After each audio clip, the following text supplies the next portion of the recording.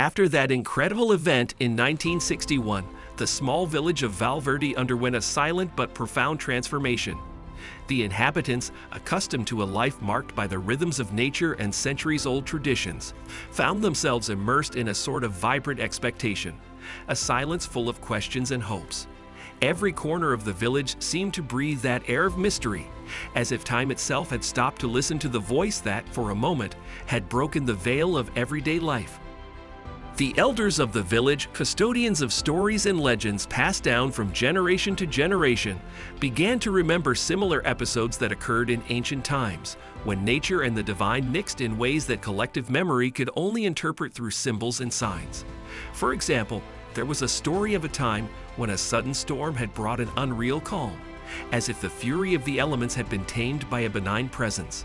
These memories, intertwined with the recent experience of the young-sighted women, fueled the hope that Valverde was not just a place of chance, but a true crossroads between the earthly and celestial worlds.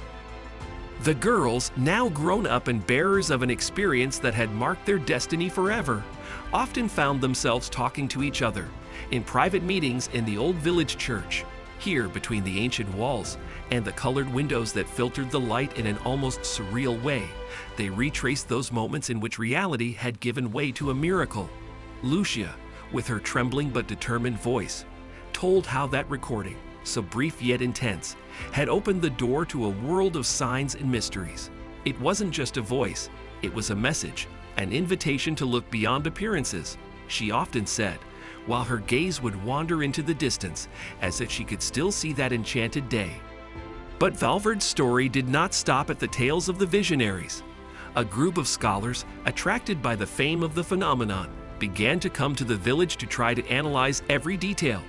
Among them, Professor Rojas stood out, an expert in paranormal phenomena, who was fascinated not only by the testimony of the girls, but also by the almost palpable atmosphere of that place. The professor, with his lively way of speaking and his almost theatrical manner, organized evenings of comparison in which scientific hypotheses and spiritual interpretations were discussed, trying to reconcile the mystery of the supernatural with the rationality of modern man. During one of these moonlit evenings, another curious experience was told, that of an old farmer, Don Miguel, who one night, while repairing the roof of his old stone house, heard a whisper carried by the wind. It was as if the wind itself wanted to speak to me, he recalled with a tired smile. It told me to never lose faith, even when all seems lost. This voice, although only he could hear it, helped create an aura of sacredness around the oral traditions of the place, reinvigorating the belief that in Valverde every element of nature could become a messenger of the divine. Then there was the story of Elena, a woman who had had an almost mystical relationship with the earth all her life.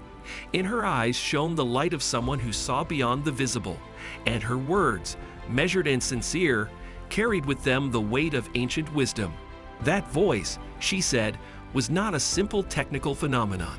It was as if time had condensed into an instant, offering us the possibility of listening to the silence of creation. Every leaf, every stone, every stream spoke that night, and we were there, witnesses to a miracle that went beyond words. Her story, imbued with an almost palpable poetics, echoed in the hearts of those who listened, fueling the belief in a superior order, invisible but constant. The discussions did not fail to range also on the less conventional aspects of the events. Some inhabitants, especially the younger ones, began to experiment with meditative and ritual practices that, although far from traditional forms of prayer, tried to get in tune with that dimension that seemed to have touched Valverde. There was talk of vibrations, of subtle frequencies that could be perceived by those with an open mind, almost as if the entire village had suddenly acquired the ability to tune into the harmony of the universe. This spiritual ferment also led to architectural and artistic innovations. Some young craftsmen and bricklayers, inspired by the sacredness of the place, decided to embellish the houses and streets of the village with ancient symbols, geometric patterns, and engravings that recalled nature and the divine. The stones of the old walls, once simple construction elements, became silent witnesses of a message that transcended the material, telling stories of faith, struggle, and rebirth. The churches and chapels, traditionally places of prayer, were transformed into spaces of meditation where the sunlight filtered through intensely colored windows, creating a kaleidoscope of emotions and reflections. At the same time, the presence of the mysterious recording prompted some engineers and technicians to examine in depth that unique device, a recorder that seemed to have captured a signal impossible to replicate. Among suspicions and theories, the hypothesis emerged that the device had recorded an unconventional frequency, a wave that could not be explained by the laws of physics alone. This possibility gave rise to a dialogue between science and faith, in which experts in acoustics, quantum physics, and theology tried together to decipher the language of that phenomenon. Some believed that that voice could be interpreted as a messenger, a bridge between cosmic energy and the earthly world, an energy that expressed itself in a fleeting and unrepeatable way.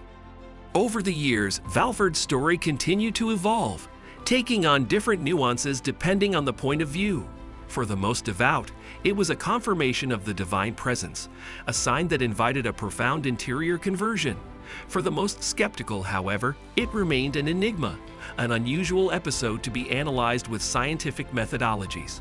What was undeniable, however, was the effect that all this had had on the community. Valverde became a place of pilgrimage, unofficial, but charged with a magnetic aura that attracted anyone seeking answers to the great questions of existence. The influx of visitors brought new life to the village, which saw the rebirth of artisanal and gastronomic traditions. New shops opened, offering local products, cheeses, wines, and typical sweets, often prepared following recipes that were said to have been blessed by a divine touch. The patronal festivals acquired a new meaning. They were no longer just moments of joy, but true celebrations of life and spirituality, in which prayers, dances, and traditional music were combined. The evenings, illuminated by fairy lanterns and accompanied by songs that seemed to echo through time, created a fairy tale atmosphere, capable of enchanting even the most skeptical visitors. Another surprising dimension emerged from Valverde's story, that of healing. Several testimonies spoke of inexplicable miracles, of people afflicted by chronic diseases, who, after praying near the places where the events had occurred, saw their condition improve in a surprising way. These stories, which spread like a whisper through the hills, reinforced the idea that the village had become a true sanctuary, a point of convergence between the divine and the real.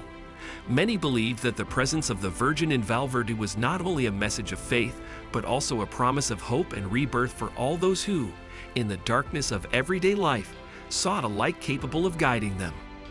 Despite numerous attempts to clarify the phenomenon, the mystery of the apparitions and the voice of the Virgin continued to elude any definitive explanation. The ecclesiastical authorities, while maintaining a prudent position, could not help but recognize that the event had had an extraordinary impact capable of making people reflect and, in some cases, radically transforming people's lives. Valverde's story spread far beyond the borders of Spain, attracting the attention of scholars, journalists, and enthusiasts of paranormal phenomena from all over the world. In congresses and conferences, the Valverde case became an emblematic example of how mystery and faith can coexist, fueling debates and stimulating the search for truths hidden behind appearances.